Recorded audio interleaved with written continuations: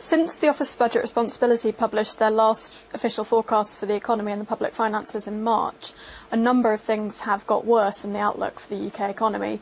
In particular, most independent forecasters have downgraded their forecasts for growth both this year and over the next few years. And in addition, tax receipts have been weaker this year than were expected by the OBR in March, and more so than would be expected purely from the weak economic growth. So you're saying in your report that there's an optimistic scenario and a pessimistic scenario. Let's start with the pessimism and get that out of the way. If things go badly, what is the outlook for the next, 6, 7 years? The pessimistic scenario that we set out essentially assumes that all of the bad news over the last few months reflects a permanent problem rather than purely a temporary cyclical problem.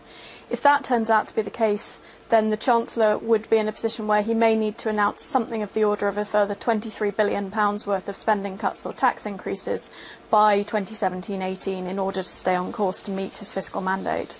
Well, that sounds pretty good. Give us the optimistic scenario, which is that these are just temporary problems and that the economy grows. If a more optimistic outlook happens, and that's that the weakness over the last few months is a purely temporary problem, then the Chancellor may not need to do anything in the medium term in order to meet his fiscal mandate. So that is that in the medium term, tax revenues are sufficient to cover non-investment spending.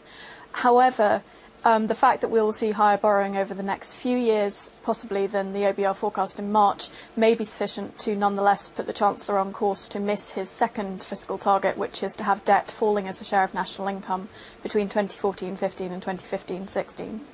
Now, I'm just going to tell you here, a Treasury statement just come through to us. They say they will make their forecast alongside the autumn statement, action taken by the government has cut the deficit by a quarter, 1 million new jobs have been created, tough economic challenges at home, but the government is taking tough decisions.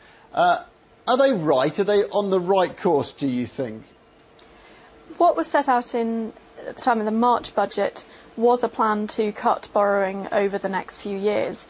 What we're saying in today's report is that there has been further bad news for the UK's public finances over the last few months, and particularly if some of that turns out to be a permanent problem, then the Chancellor may have to announce yet more fiscal austerity on top of what has already been announced.